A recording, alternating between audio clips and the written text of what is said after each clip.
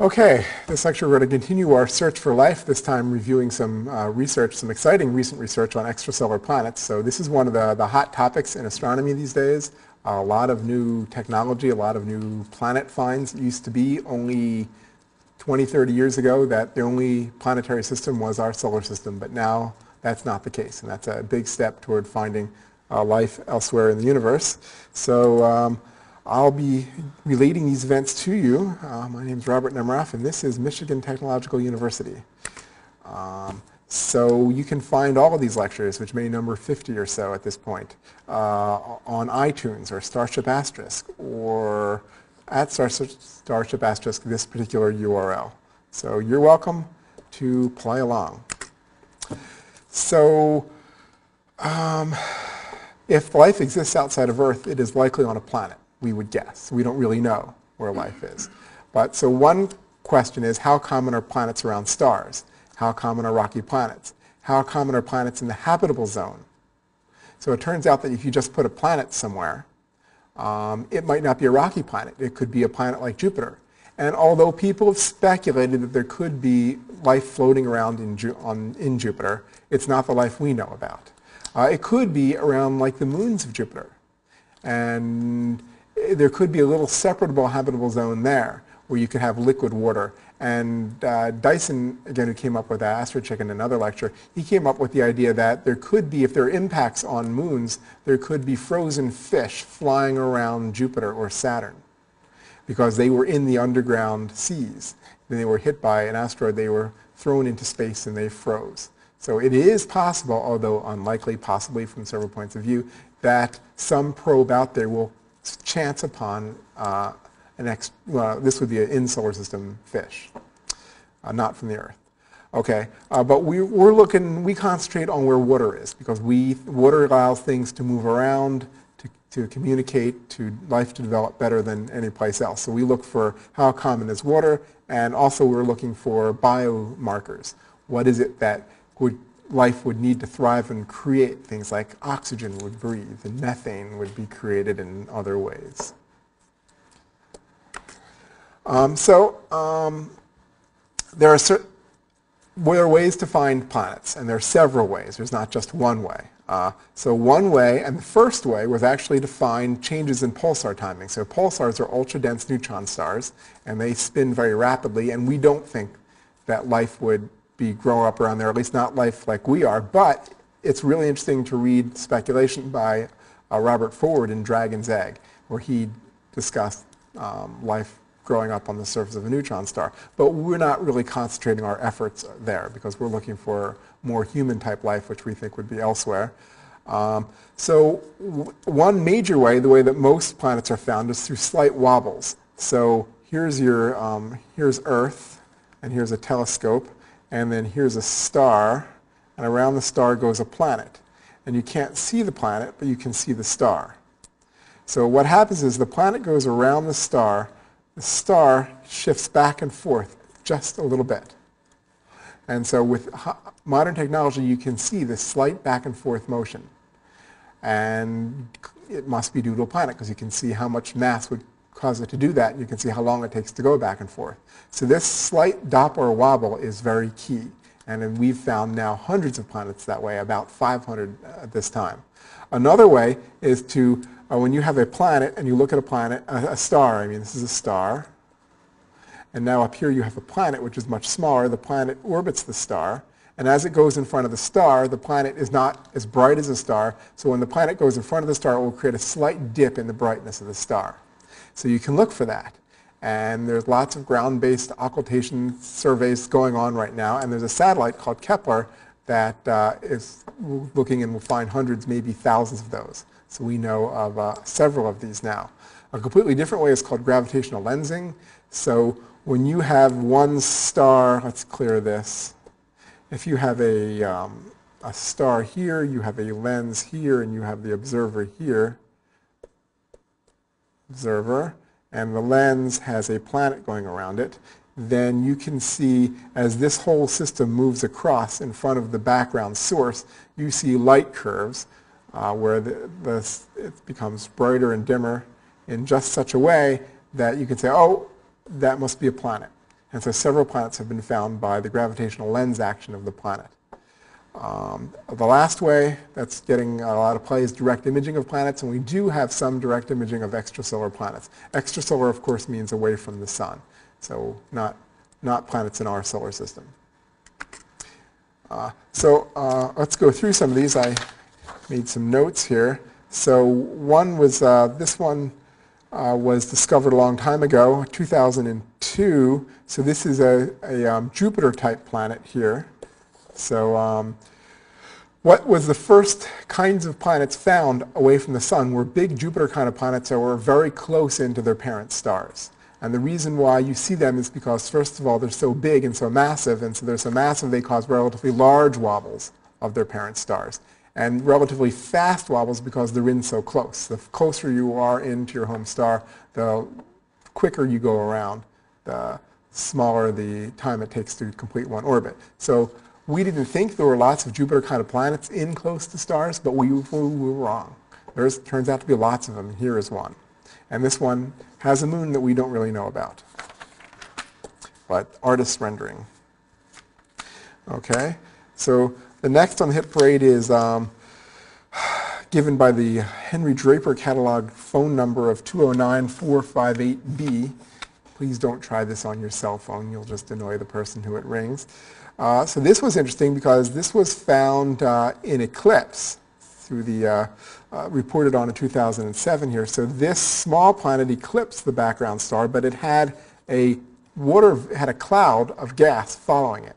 And so people think they see water vapor in that cloud. It's a controversial claim.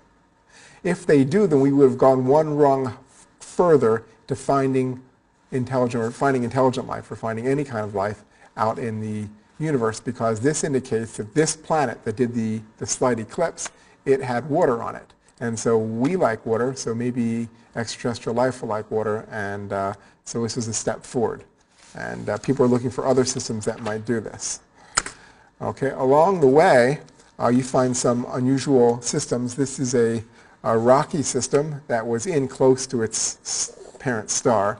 So we're looking for stars that are similar to our sun, again, because we're familiar with life in our solar system, which has the sun in it. This one is a lower mass but more active star. And so this planet is in so close, it's probably closely, almost tidally locked to this star, so we would think. And so this is an artist's rendering again. And so as your part of this planet slowly rotates so the star rises, you go from relatively cold to relatively hot. And if you have a molten surface, then you're going to have a dangerous sunrise because you'll get even more moltenness and volcanoes going off. So you might dread the sunrise if you lived on this planet.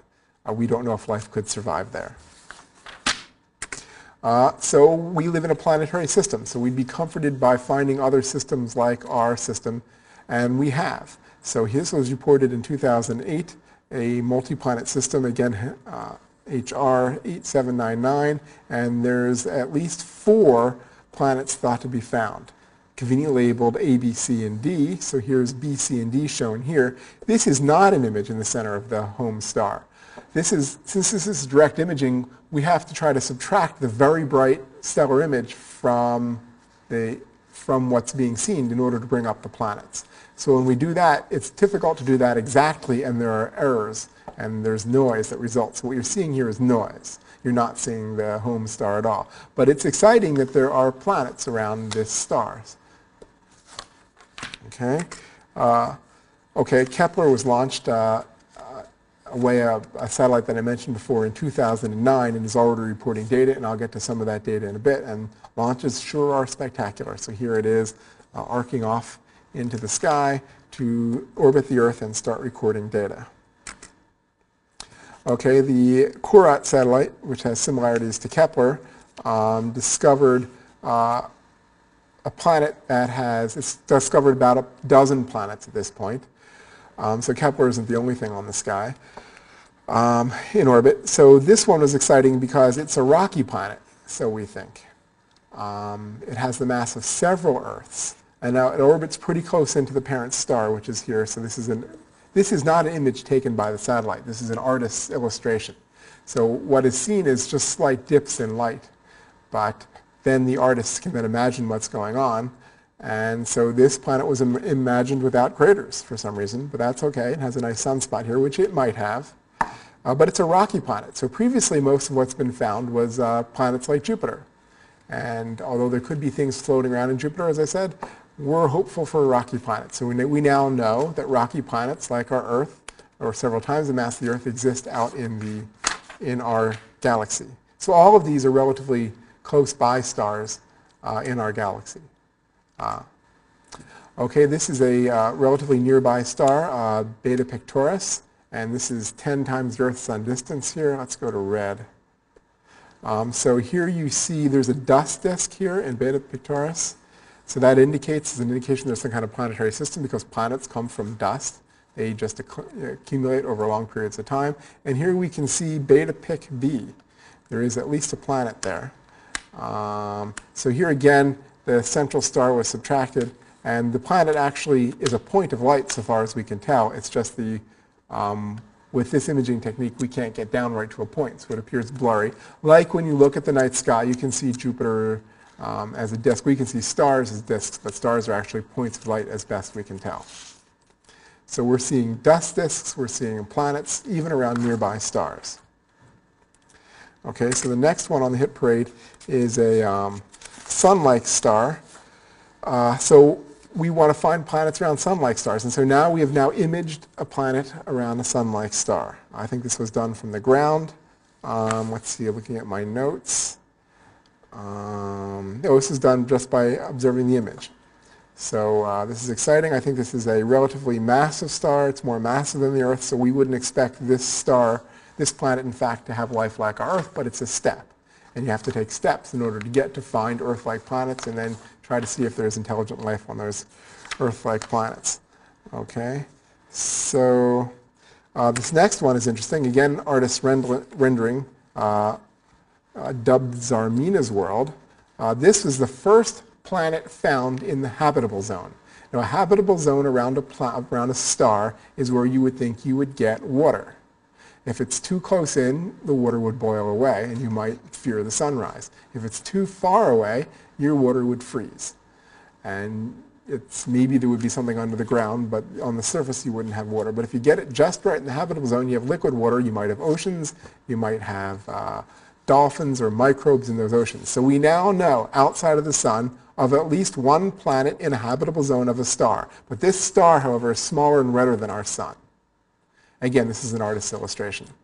One exciting thing I'd like to comment on, this is the Kepler mission has now reported at least 6 transits. And so here they are. Most of them are much larger than the Earth.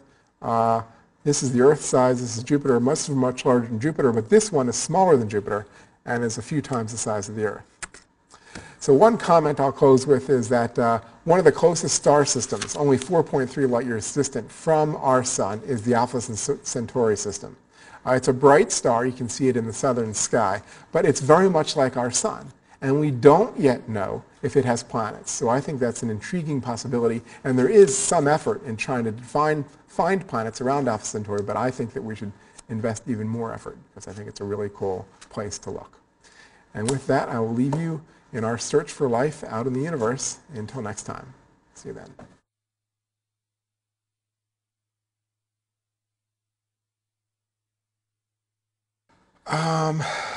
If life exists outside of Earth, it is likely on a planet, we would guess. We don't really know where life is. But so one question is, how common are planets around stars? How common are rocky planets? How common are planets in the habitable zone? So it turns out that if you just put a planet somewhere, it might.